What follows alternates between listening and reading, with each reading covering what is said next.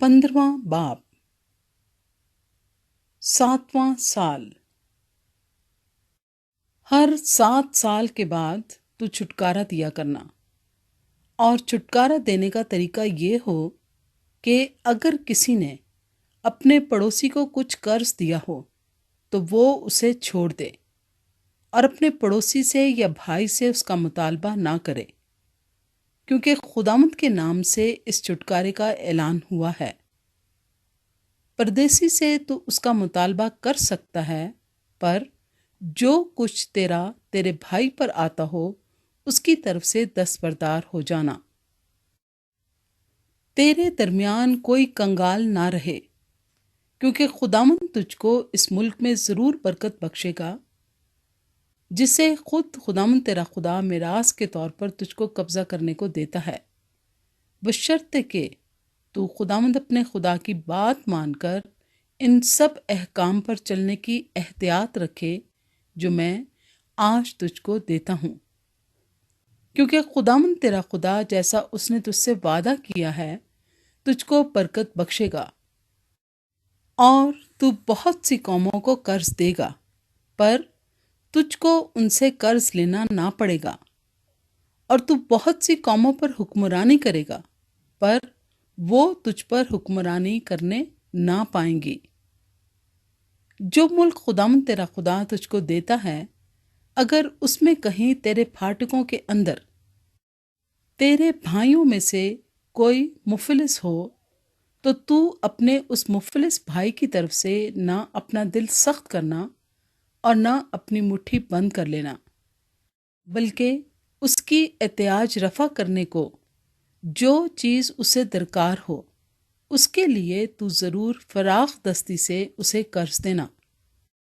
खबरदार रहना कि तेरे दिल में ये बुरा ख्याल ना गुजरने पाए कि 7वां साल जो छुटकारे का साल है नज़दीक है और तेरे मुफलिस भाई की तरफ से तेरी नज़र बद हो जाए और तू उसे कुछ ना दे और वो तेरे खिलाफ खुदावंद से फरियाद करे और ये तेरे लिए गुनाह ठहरे, बल्कि तुझको उसे ज़रूर देना होगा और उसको देते वक्त तेरे दिल को बुरा भी ना लगे, इसलिए कि ऐसी बात के सबब से खुदावंद तेरा खुदा तेरे सब कामों में और सब मुआमलों में जिनको तू अपने हाथ में लेगा तुझको बरकत बख्शेगा।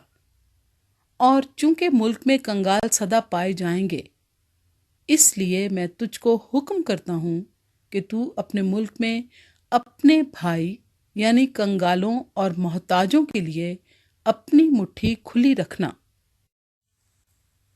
गुलामों के साथ सलूक।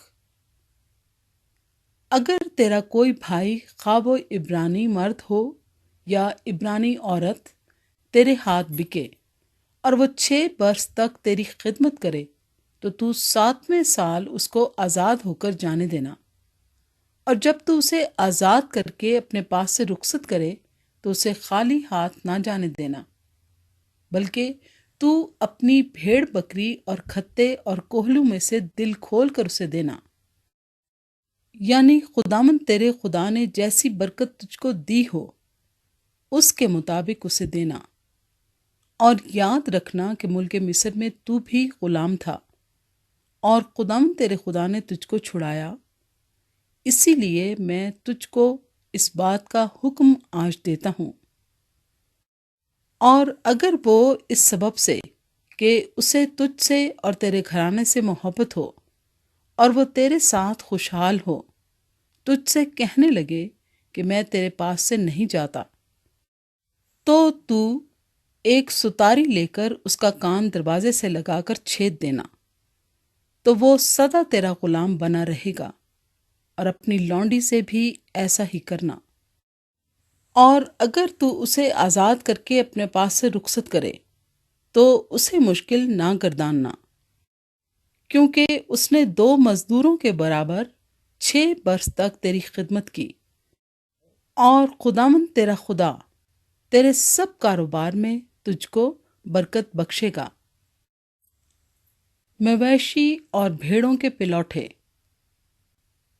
तेरे गाय बैल اور بھیڑ بکریوں میں جتنے پلوٹھے نر پیدا ہوں ان سب کو خداوند اپنے خدا کے لیے مقدس کرنا، اپنے گائے بیل کے پلوٹھے سے کچھ کام نہ لینا اور نہ اپنی بھیڑ بکری کے پلوٹھے کے بال کترنا۔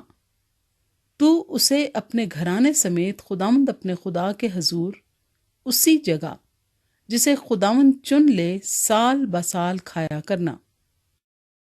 اور اگر اس میں کوئی نقص ہو، مثلاً وہ لنگڑا یا اندھا ہو یا اس میں اور کوئی برا عیب ہو، تو خداوند اپنے خدا کے لیے اس کی قربانی نہ گزراننا۔ تو اسے اپنے پھاٹکوں کے اندر کھانا۔ پاک اور ناپاک دونوں طرح کے آدمی جیسے چکارے اور ہرن کو کھاتے ہیں ویسے ہی اسے کھائیں، پر اس کے خون کو ہرگز نہ کھانا، بلکہ تو اس کو پانی کی طرح زمین پر انڈیل دینا۔